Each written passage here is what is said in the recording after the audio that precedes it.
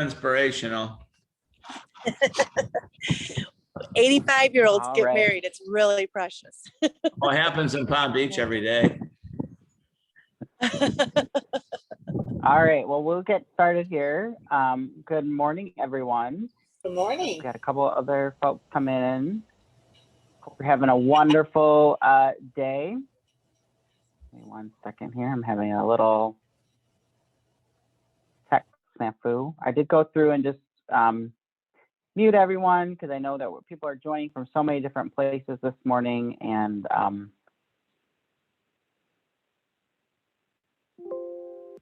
apologies for that. All right, so hello everyone. Happy Passover past, happy Easter, happy Ramadan, happy spring. Welcome to our April check-in. If you just want to take a minute and put in the chat your name and where you're from. We know obviously most of you, but it's always great to see who's on the calls for this. But welcome to our membership check-in for April 2021. It is crazy to me that we are in the 4th month of this year. Just time keeps on marching on, doesn't it? And it is both exciting, but also going a little bit too fast. If you think about it, I was thinking, oh man, it's already a quarter of the way done with our year so far. So welcome. As you come in and get started, we just want to say we hope everybody's doing really well. Thank you for taking time. I know that we have a smaller crowd this morning just because there's lots of things going on in many different programs, many different initiatives. I know for those of you in a school setting, you're coming back from spring break and there's just a lot going on. So we'll keep this to an hour, but we really appreciate everybody coming and listening in.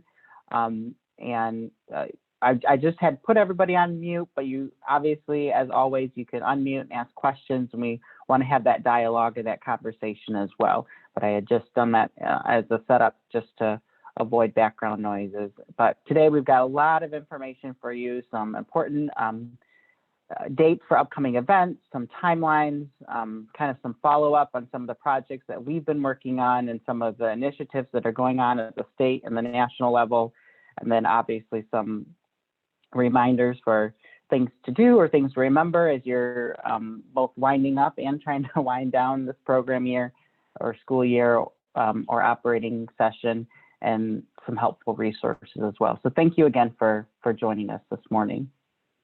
I wanted to start just by, as you know, spring is always, hope springs eternal, right? And it's always just a great time to think about where we are and the opportunities that lie ahead for us. And I found this video clip from Nelson Mandela that is just a few minutes, and I hope we can watch it and just kind of take in the impact that we have. I know during these challenging times, it's really hard to keep ourselves centered and keep ourselves in the positive about what's happening and what's going on. And there are a lot of challenges each day. I was set back yesterday by the news of the Johnson & Johnson. It just kind of seems with this COVID thing, we go forward and then we go back and we go forward a little bit more. And but what brought me a little solace this morning was watching this video and thinking about the impact that we have to change people's lives, and we do that every day. So I want to share that with everyone. And as always, with tech stuff, if you can just put in the chat, if you can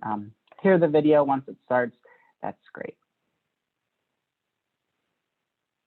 The first thing is to be honest with yourself.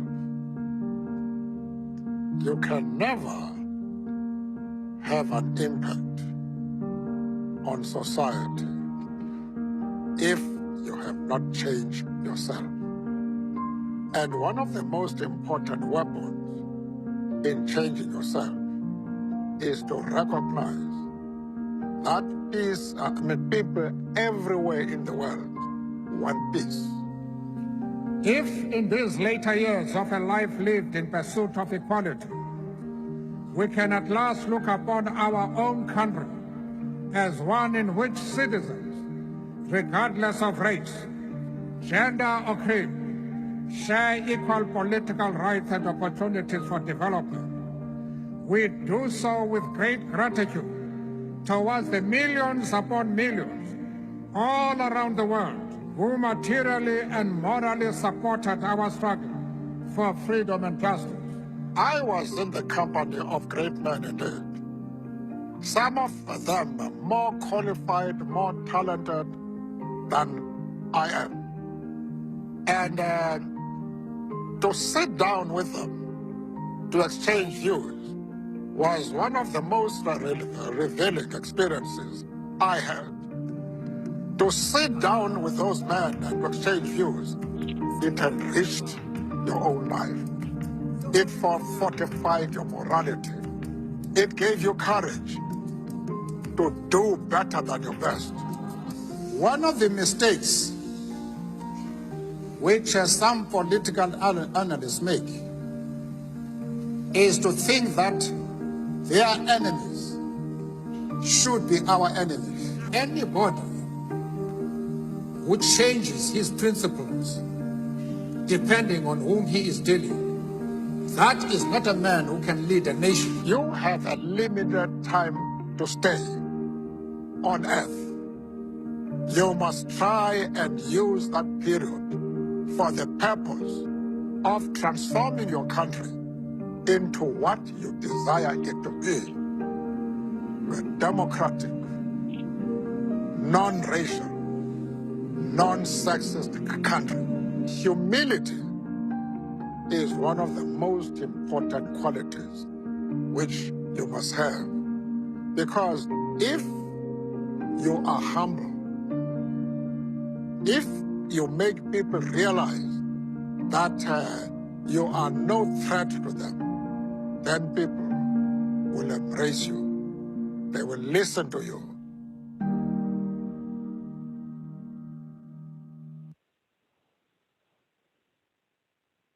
So just a little inspiration for you all on this Wednesday morning in spring. Your work is valued, and it really is important in all that we do. So we got to keep going, right? Keep on going on. Thank you, Patrick, for that. Thank you, Kimberly. Thank you.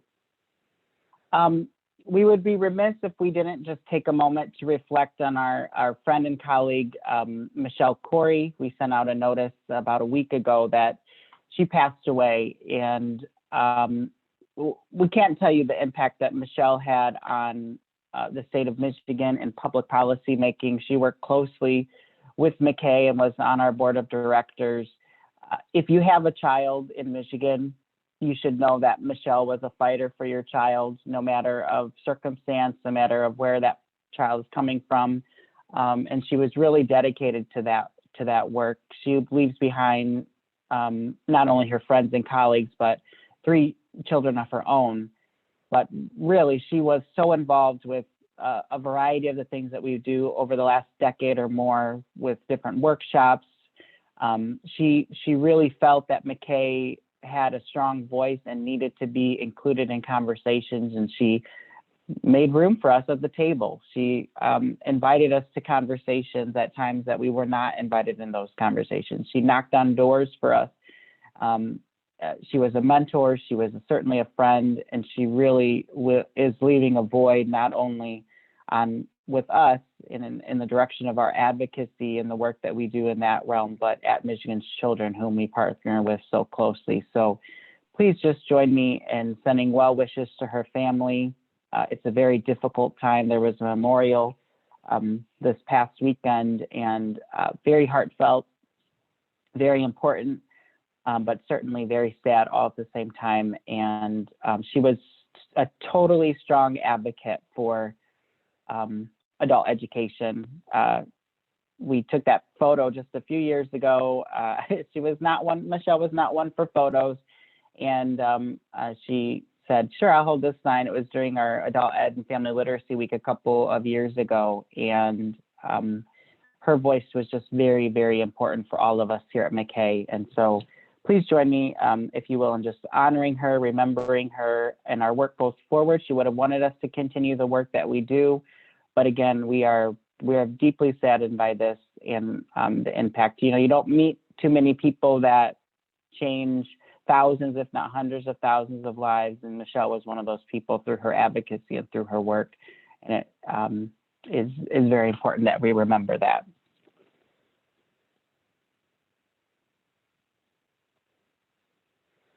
And Michelle would want us to move on and go on to the work ahead of us. And so we will do that in her honor and her memory and for all of our membership at large. Shifting gears a little bit, we released on Monday the nomination form for the MACAE elections for 2021-2022. MACAE members are invited to nominate yourself or someone else to fill the positions that are open on our board of directors. You'll note that those elections are open. The nomination form is open now. And our board of directors is made up of active MACAE members like you in the field. And so if that's something that you're passionate about getting more involved or interested in, or like to talk to me about, or talk to Tammy, our board president, or any of our current board members, please reach out to us. It's worth a conversation. If you're interested or something inside of you is saying, yes, I'd like to get more involved, please reach out to us and we're happy to have that conversation with you. We do have 7 positions open for election right now. That includes our networking chairperson, which helps to facilitate our outreach to different associations and agency and helps with some of the social and networking events of our association. And then if you recall, MACAE had different elected positions from geographical regions that did not align to the prosperity regions that we talk about so frequently in the work that we do. And so if you'll recall at the fall conference in 2020, we introduced a realignment of those prosperity regions to more closely align to the 10 prosperity regions that are spread across the state. And I've included a map there of the 10 prosperity regions. So for our purposes, we are going to be naming our elected regional positions by letters, region A, B, C, D, all the way to H. So region A, B, E, F, G, and H are up for election. So that includes Prosperity Region 1, Prosperity Region 2. We have also added 2 new positions. By doing this realignment, what we're trying to do is create more diversity on our board, create more representation on our board, make sure that every corner of our state, every sector of our state, every part of our membership is represented on our board of directors, and so that everyone has a voice at the table.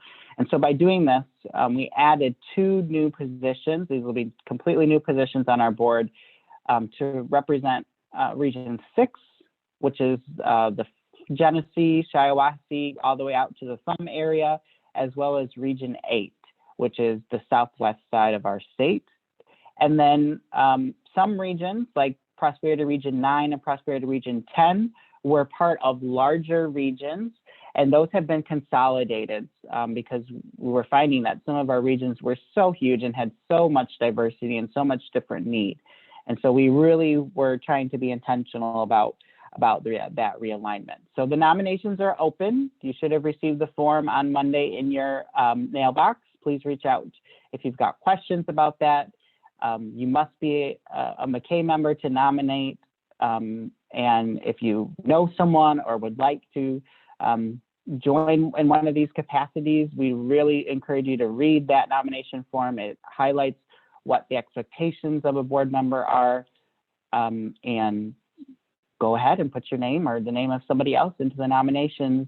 They do close April 28th, and then our elections will be open on May 3rd to May 12th. So the top 2 nominations for each position during the nomination period will move on to the general elections, which will be held in the first part of May. And so our hope is that we will have our board intact. We can announce it at our Spring Institute. And then this summer, all of our board will be invited to work together on strategic planning as we continue working through our 2020-2022 strategic plan and setting the course for what MACAE does for the future. So if that's something that you're interested in, we would encourage you to get involved and obviously reach out to us if you have additional questions about that process. Any questions right now about the elections?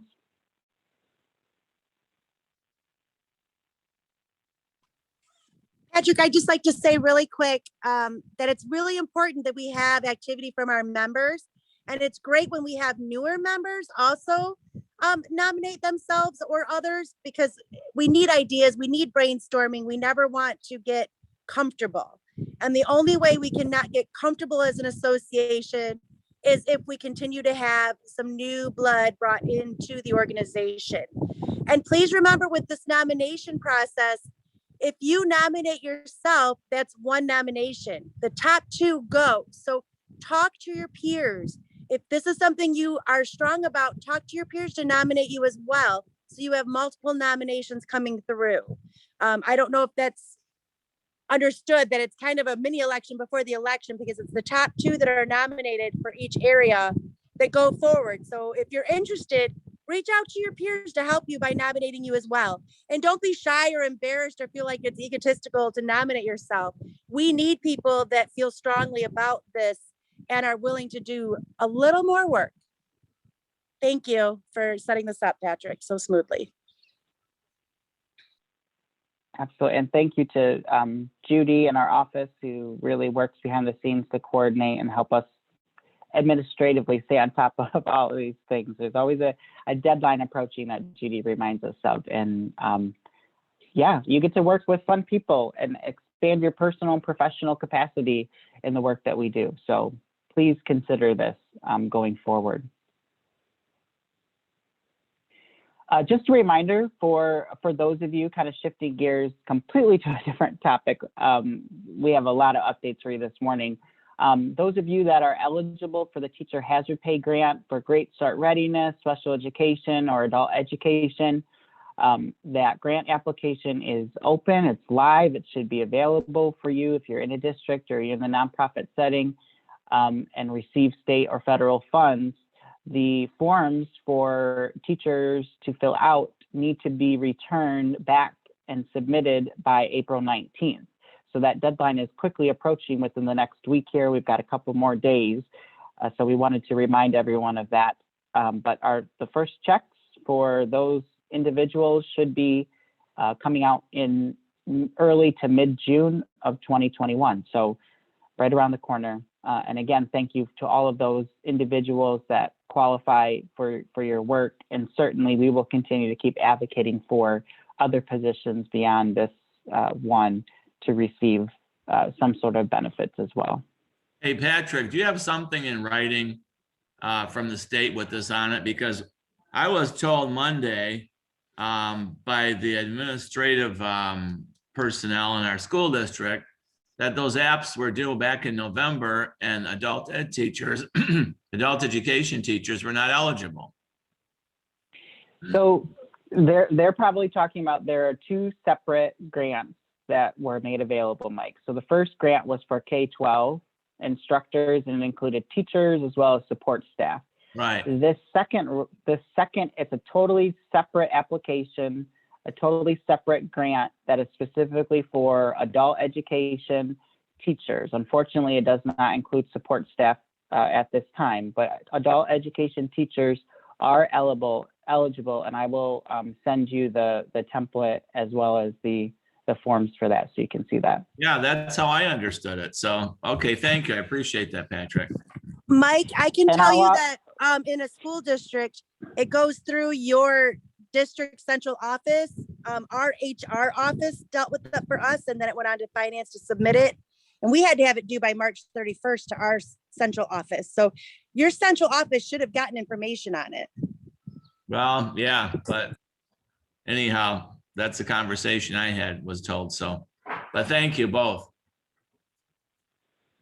Yeah, I'll reach out as well, Mike, on that to you, and we can work through that, because it's been a bit of a challenge rolling this out and getting it to the appropriate people that need to know about this. As with many things, we know that sometimes our membership is part of larger institutions that often don't communicate those timely informational pieces, or they don't know who to communicate to, right? So we'll certainly do that. Thank you. Absolutely. And Julie, yes, I see your note in there. Yes, I will make sure I do that as well. Is that Julie DeRose? Just want to make sure that I send it to the right person. All right, wanted to update you on a few things that we've had going on in terms of conversations with different agencies. You know, oftentimes I get questions, and I know that our board members get questions, and Judy gets questions in our office about, you know, we should be talking to these people, we should be doing this, or we should be doing that. So I wanted to give you an update on a series of conversations that we've had around a variety of topics over the last month since our last check-in. We did meet in early March with the Michigan Works Association to talk about collaborative efforts, and they are very open to working together to talk about ways that they can better work with MACAE, work on early childhood access, talk about adult education, family literacy services. They are themselves undergoing a little bit of restructuring on their board, as well as their CEO is retiring at the end of June. And so they're going through a little bit of a transition process. And so we want to obviously be mindful of that. But our hope is to continue to meet. We'll be reaching out back to them to kind of do a follow-up. But they are very encouraged, I think, in this new direction of, and I'm hopeful that this will lead to more fruitful conversations about some of the infrastructure agreement conversations, some of the delivery of service model conversations that we can continue to collaborate and work on together. So if you're having conversations or have a positive conversation that you've had, please let me know and share, and we can certainly build off of those things. I think it's always helpful at the statewide level to reference or talk about what's happening at the local level to really dig into that. Is that something that can be built upon to better build the system as a whole? We really want to move into these system-wide conversations and not these parsec or siloed conversations. And so I am hopeful that we'll get to that point. Again, early stages of that conversation. We also met in March with the Michigan Alternative Education Organization, and I want to say thank you to Tammy Glepker for really pushing us, our member at Plainwell, excuse me, Tammy, if she's on. And she really has been pushing us to work more collaboratively together. We opened our Spring Institute to Mayo members of that organization. We've been invited to participate in their summer retreat to think about ways that we can better collaborate on the high school completion population together.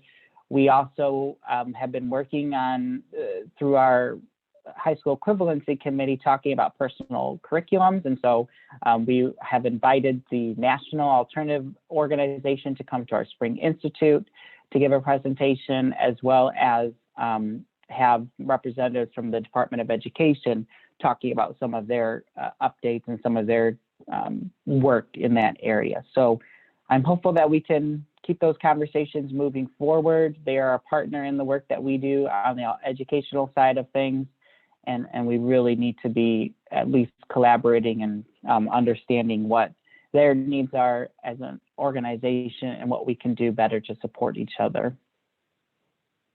The third kind of work area we've been working on is working as a part of the Michigan Kinship Care Coalition. So Kinship Care is a group of providers spread across the state that work with families that are relatives, but not direct guardians of children in the foster care system. We have a pretty significant number of adults that have identified that they go through the foster care system and in adult education, as well as in alternative education. And so we're hopeful that we can kind of glean some strategies and best practices. They'll be attending our Spring Institute as well as sharing some resources. But we also know that if you work in an adult setting, that perhaps those adults are also caregivers for someone, maybe a grandchild, maybe a niece or nephew, or are going through the foster care process themselves. And this coalition works to identify resources, strategies, also public policy measures that would better support those youth in the system, as well as the adults that are the caregivers for them. So it's been quite a learning process, just like with everything, the work that we do. Everything is very nuanced, and there's lots of acronyms and things of that nature, but that's been very exciting to learn about the work that they're doing. And we hope that we can pull them into some of the work that we're doing to better support children, families, and adults across our network as well. We also met with the Michigan College Access Network. We've been invited to the Michigan College Alliance to really talk about futures for frontliners, as well as post-secondary access for youth and adults transitioning into post-secondary. And what's exciting is that the Michigan College Access Network actually has some grant opportunities that are available, and they would like to partner with MACAE to create or designate, if you will, some of our members as recipients of those grants to help youth and or adults better transition into the community college setting. That's all I really know as of right now. We've got another meeting scheduled soon. I know many of you would probably be interested in that type of opportunity.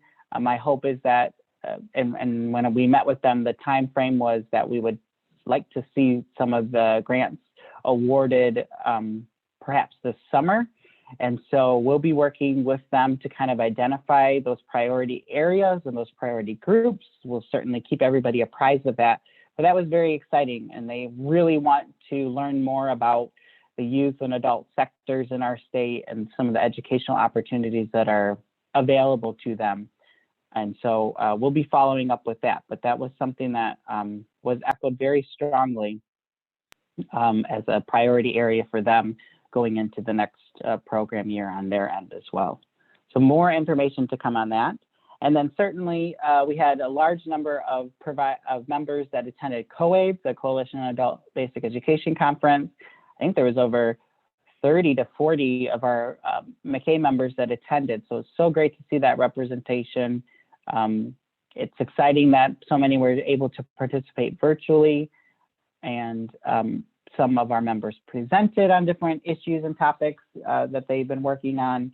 And so just really proud of that representation that was able to be had at the national level. Any questions about our outreach efforts?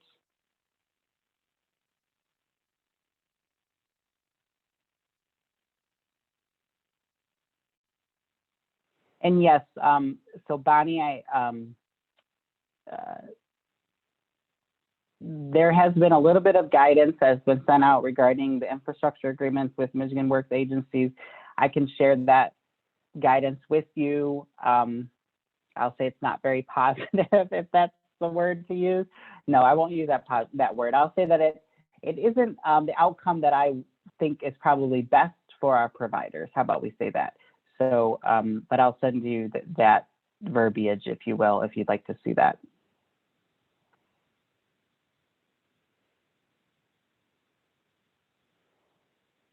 All right, and a couple of updates, now moving into a few resources for you all.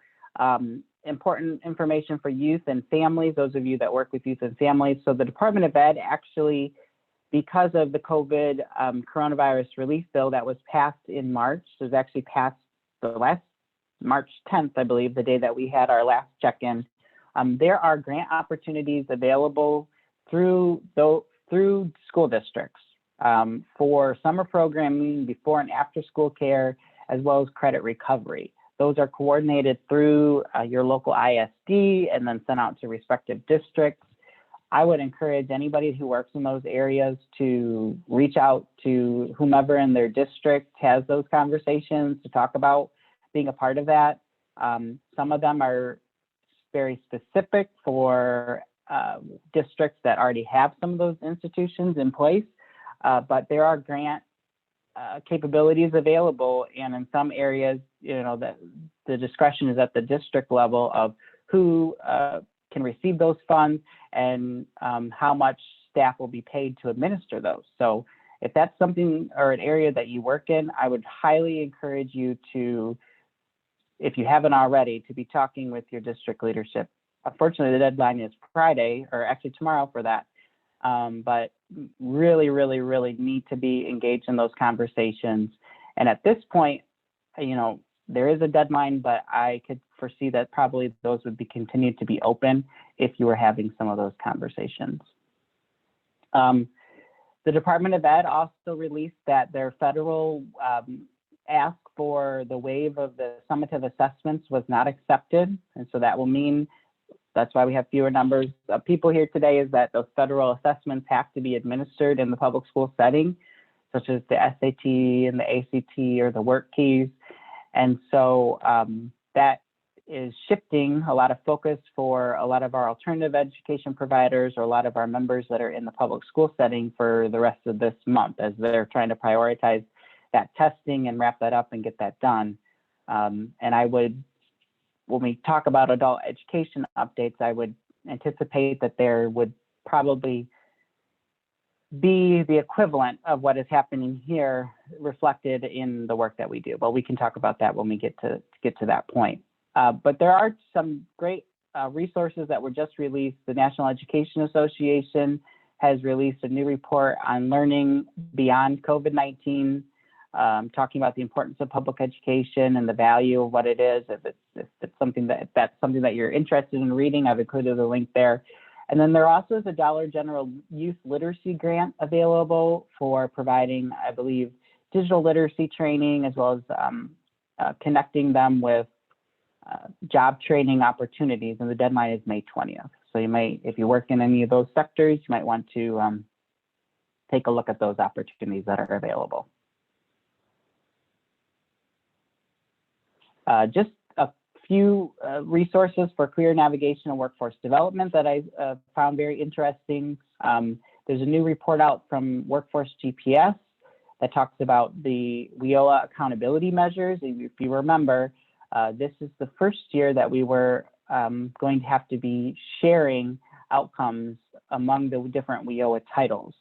And one of those is effectiveness in serving employers. And so they actually have created an employers resource page that is very helpful, got a lot of information, almost too much information, but if you're looking to go down a rabbit hole, I would strongly encourage you to visit that site, because I went down a rabbit hole a few days ago and I was looking at that information. But really, just nice resources across all titles, WIOA 1, 2, and 3, talking about how to better work with employers, what are some of the factors that are needed, what are some of the skills that are needed from adult education individuals, as well as clients that are working, or PAP participants. And then they also have created a work-based learning state practices professional development. I listened to that as well. Very interesting for those of you that are doing work-based learning opportunities. You might want to take a listen to that and kind of go through some of their PowerPoint slides, as well as there's a new sector strategies toolkit, which is aligning resources for employment and training from CareerSource. It's an organization out of Florida, and they've got some really interesting templates for those of you that might be doing integrated education and training, IELCE. So really, I would encourage you to look at those 3 resources. And just as a reminder, we're recording this. You'll get all the links and everything will be put on our website as well. I'm not sure if Ugi is on, our advocacy chair, but I wanted to give a quick update. And if he's on, Ugi can certainly give an update as well. But on the federal advocacy side, obviously the COVID relief bill was passed. Michigan is expected to bring in $5.9 billion with the B dollars just for state and local governments alone. So this could be very transformational for small communities, large communities. A perfect example is Flint. They're expected, I believe, to receive $90 million alone as a municipality on a budget that's typically around $50 million. And so it could be very transformational in many different communities. In terms of school funding, there's about $3.3 billion with the B dollars, again, that's going towards schools. And for lack of better words, there's almost too much money coming into the state at one time for everyone to know what to do with it. Pros and cons to that, we can talk about that another day, but MACAE, we're going to really try to be pulling together a small group here to make some recommendations to talk about some of our priority areas around after-school programming, childcare access, training dollars, as well as career navigation resources. And we need to move on that quickly, but there could be an opportunity for us to pull some additional dollars in. These are, again, one-time dollars, but they do, because it's a federal COVID bill, depending on how it comes down, but the majority of the funds have to be dispersed by 2024. So they're one-time funds, but there's a trajectory and kind of a pathway for people to be able to spend those dollars. So we really want to get into that conversation. We really feel that our members are doing important work that's tied in with lots of the different statewide initiatives that have been launched, lots of the national initiatives, and we really need to insert ourselves into that conversation a little bit more. Oogie, are you on? Did you want to add anything to that? Yeah, Patrick, thank you for that lead in. As you stated, there's a lot of money out of there, but there is zero designated for adult ed, or I guess an alternative ed, it would be within the K-12 funding, but there's nothing that is directly linked to adult ed funding. And so that's why, again, we need to continue to have discussions with our legislators. There is kind of a bottleneck or a slow release of some of these funds. And so we do have a wonderful opportunity to have access to some of these funds coming through. And like Patrick said, thousands or millions and millions and millions of dollars are available. And we'll look at a way again that we can either do the 3-click through our COABE Ignite software, but it is important again that we continue to engage with our legislators and remind them, just like with the COVID hazard pay, that adult education should be included in this funding allocations as they come through. So that's it. Yes, and I always think of what's his name from Austin Powers himself. That says $1 billion. Yes, it is billion with the B. So this could be very transformational, not only for the people that we work with and the programs that they have access to, but just many of the projects that we know need to be worked on that are not available to be worked on. Roads, infrastructure, broadband access in rural communities, transportation and grants and initiatives, housing development projects. There is really, this could be very transformational for our state and for communities around our state. And we want to make sure that we're leveraging our resources to be a part of that and to let people know that we would like to be a part of that conversation as well. Just a quick update on Futures for Frontliners, because I know that there is a update tomorrow, I believe, actually. We requested that Leo create a small working group, and that request was granted, and that group met in mid-March. And through that group, we made a series of recommendations, including having a joint meeting between Path 2 grantees, as well, or I shouldn't say grantees, but Path 2 eligible participating programs, as well as their financial person that's tied to that, as well as a contact at their local community college or series of community colleges. We also recommended creating a template for transition, which I'm told is being worked on as we speak, as well as recommendations for what the grants that ultimately will come down to participating programs could be expended on. Right now, the conversation has been that there could potentially not have to be allowable or unallowable costs. But again, these grant dollars, if you will, should be used to support the Futures for Frontliners eligible participants that are enrolled in your program if you're a participating program. So my hope is always that we'll have a fruitful meeting tomorrow. We'll get more concrete information and we'll get some of these tools and templates available to us. I would encourage you, if you have someone enrolled in your program that is in Futures for Frontliners and you haven't yet identified a liaison, you should reach out to the Adult Education Office to let them know so that you can be brought into these conversations. Just a reminder that an eligible Path 2 participant for Futures for Frontliners has through December 31st of 2021 to enroll in adult education. So if they haven't enrolled yet, there's a potential that they can enroll all the way through the end of December. But then those funds and the training as well as post-secondary access, they still have access to that until 2024. So while the short game is that they might be walking through your doors in this calendar year, the long game is that they could still be participating in the overall Futures for Frontliners trajectory for the next several years, next 3 years after this. More conversation to come, and I will keep on it. In terms of our adult education office, we are anticipating that there will be some guidance to come down at the state level, allowing tests in 2020, 2021, so this program year, to be used as placement for next program year. And if you remember, that was the same accordance that was given for this program year, that you could use a test from the previous year. Right now, there's a 120-day limit. Traditionally, I should say, there's a 120-day limit on you being able to roll over a test, but we're being told that will be opened up or relaxed, if you will. However, with the big caveat on that, we don't anticipate that there will be a change in the requirement for post-testing.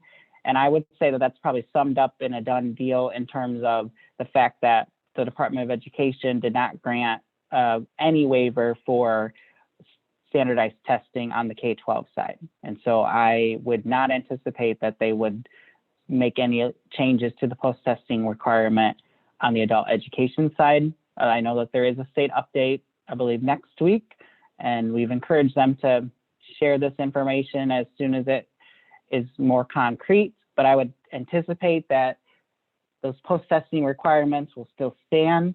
And so again, as I've been talking with many of you individually, I would just encourage you to keep doing the best that you can, trying to track these people and really emphasize post-testing for those who haven't made a gain and those who only have one test or pre-test. So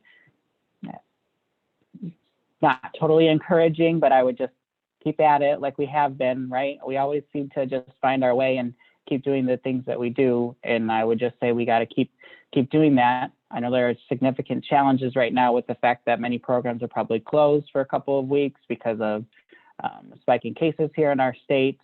But I would just keep encouraging everybody to keep hammering those tests out if you can, and trying to work through those as we go forward. Any questions about that?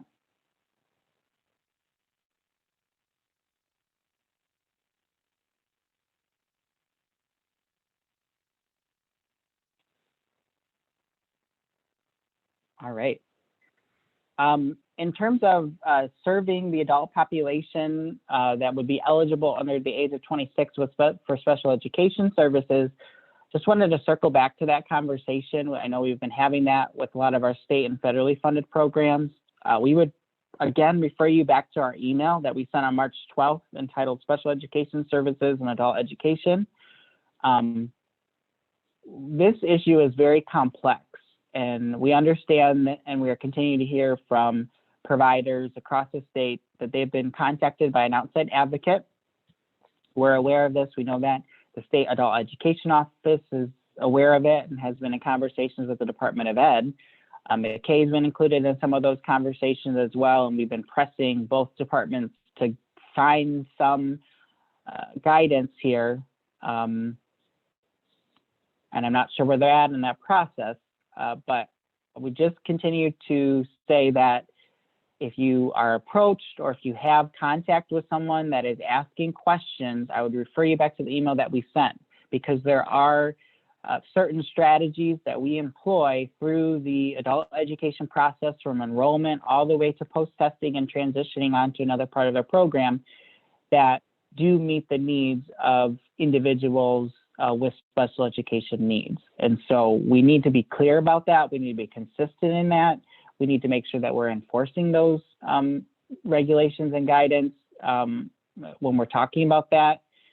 But I also know that this is a very complex situation. If you have your district involved and they have different guidance, but But the base adult education services that we provide through the adult learner plan, through our registration process, through the testing process, through the placement process, there are measures in place and resources in place that should help you in those conversations. But if you do have concerns or questions about that, we've been helping different districts and different programs work through those questions, kind of making sure that everybody's on the same page. We would just encourage you to go back to that email and review that email. And if you didn't receive it or you can't find it, just shoot Judy or I a message and we can certainly resend that out to you directly. But just wanted to let you know that you're not alone. There are a large number of programs. We understand that this program advocate, I don't think the end game is to topple adult education service or challenge what we do, but we do have some concerns with the manner in which it's being done and the approach that was being done by targeting specific programs and asking particular questions at individual programs. And so we would just encourage you to be open and transparent, talk with your district leadership if you're in a public school setting, if you're in a nonprofit setting, talk with your leadership. If you don't know what I'm talking about or haven't heard about what I'm talking about, we can certainly also have a conversation about that as well. But I would just wanted to circle back to this and just remind everybody about some of the verbiage that we sent out on this particular topic. Patrick? Yeah, go ahead. I just had just a couple of things to piggyback on that. I've worked with that advocacy group, or I guess you could say worked with them for many years in the correctional setting. And I know how they work really well. And I guess that the one thing that, I mean, they were after us all of the time, and we had special education services, school psychologists, and all of that. Much we were required by court orders and lawsuits and just to doing the right thing kind of thing to have all that infrastructure in place. And I've always found it interesting that we, you know, I'm surprised actually that they haven't come after knocking on the door of adult ed sooner than this.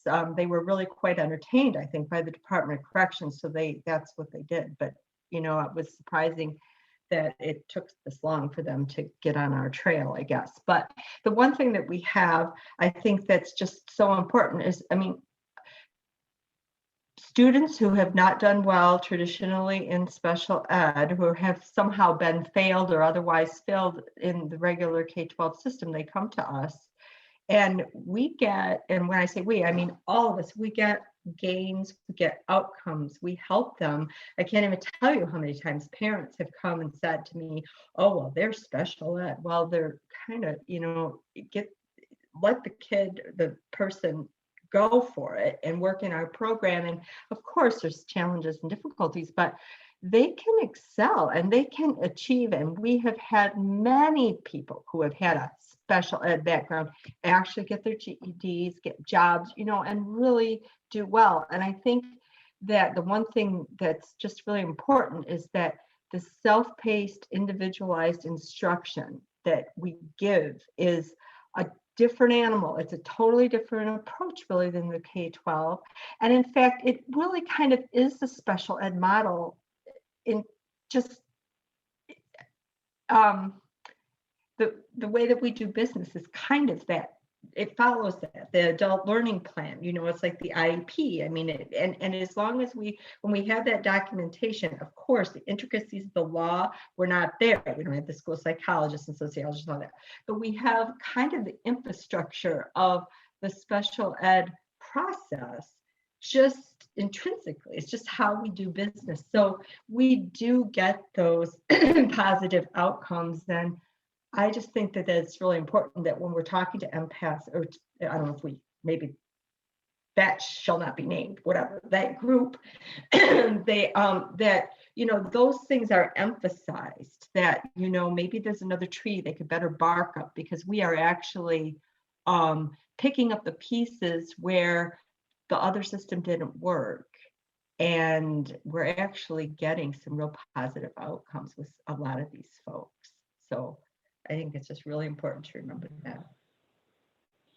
It's absolutely a great point, Julie. And if you refer back to that email, I think we kind of touched on some of those points that you were mentioning. So I'm glad that we're using some consistent verbiage there. And that's, at this point, I think that's all that we can do right now, right? Is to kind of make sure that we're all hearts on the same page and making sure that we're dotting our T's and cross, or you know what I mean, dotting our I's and crossing our T's. And what I don't want to see happen is somebody get caught off guard with a question on a Friday afternoon.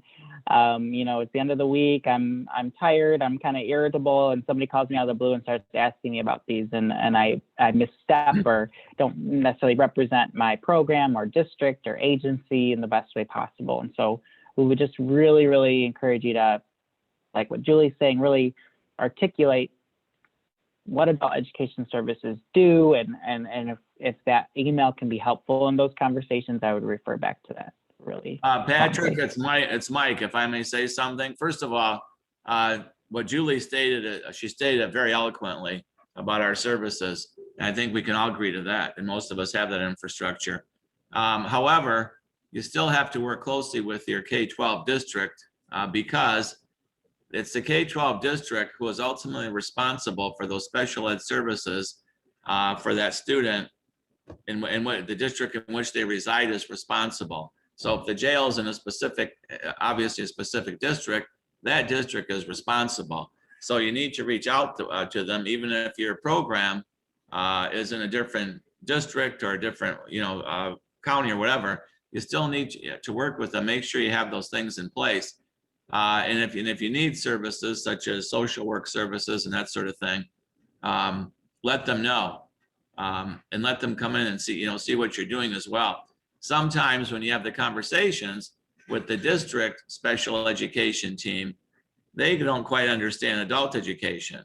So take your time to explain to them what it is and how it correlates with some of the special ed services and the IEPs in terms of program delivery and outcomes and so forth, because that's very important.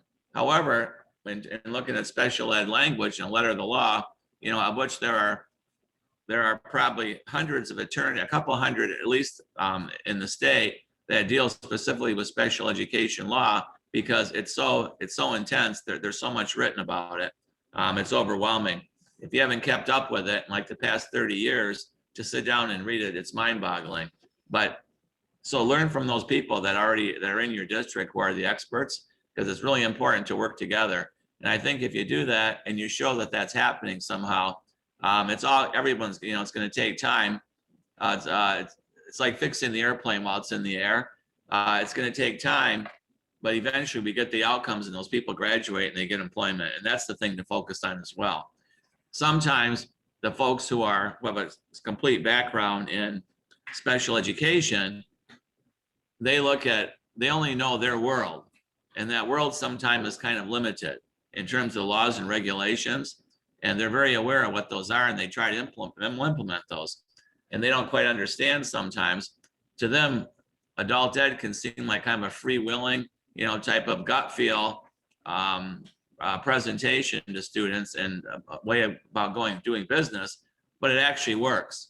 So you have to show them those corollaries, but work very closely with them. So that's all I wanted to say. Thank you. Thank you, Mike. No, that's great advice. And I want to thank you and Julie both, because you've been involved in some of those conversations that we had around the jail setting. And you both, to expand on your airplane analogy there, Mike, I think you both are flying Delta, versus flying Allegiant. Sorry if anybody works for Allegiant or has a family member that works for Allegiant, but we want to make sure that we're flying Delta and not, leaving our luggage at the gate and, getting air blowing through the window as we're sitting there in the chair, right? And the shade comes down and up and down. So thank you both for that. I really appreciate that advice. It's very valuable. And if Mike or Julie or others have, if we want to have continued conversation, please reach out, and we're happy to kind of have those conversations as well about navigating those things. We're coming to the end of our time, so just a couple of last things for you. I wanted to give you this calendar of important dates that we have upcoming. We've got our Teacher Tuesday on April 20th, and you can sign up for that in our MACAE Monday update. Resources on family literacy and conscious learning. We've got a professional development on April 30th about ways to partner using adult basic education. Our hope is that by May 5th or early May, we'll have a tentative calendar for professional development and pricing for next year. We know many of you will be working through your resubmitting your WIOA budget grants or planning for the next year. And so we'll try to get something tentative out to help you through that process. And we would thank you. And again, just want to thank you for your MACAE membership and keeping involved and engaged with all the things that we're doing. We've got in early May, our adult education focus groups will be meeting again, our Spring Institute, which we're going to talk about in a second. And then we'll have one more check-in before the summertime. Our MACAE committee meetings will meet again on June 11th for the last time. It's not too late to get started if you'd like to jump on and join one of those great committees. And then June 18th, save the date, we'll have our last professional development, and it will really be focused on leadership for directors, administrators, chief executive officers. So please plan to join us or put that on your date for that if you're interested in a leadership training. So here's the important dates to keep in mind. And last but not least, we hope that you've received our information on the virtual Spring Institute, Zoom Forward and Carry On. We've got a lot of great sessions planned. Everything will be delivered via Zoom, and you'll receive direct access to all the sessions. You'll have access to all of them, so you can switch, and you'll have access to all the recordings as well at the end. And what we wanted to let everybody know is that all members can register anyone on their staff at the MACAE member rate for the Spring Institute. And the reason that we're doing this is to really say thank you to you all for the great work that you've done this year, and to thank you for your continued contributions to the organization. I know many of you maybe have, a staff of 8, and maybe you only have 4 that are MACAE members. And so you'd be able to have any of those staff members register at the MACAE rate. And we hope that by doing that, it'll allow you a little more flexibility in your budget to attend the sessions spread out over the 2 days. And I listed a couple of some of the sessions that we're looking forward to. But again, we have over 35 sessions that will be spread out over the 2 days. Does anybody from our Institute committee want to share anything?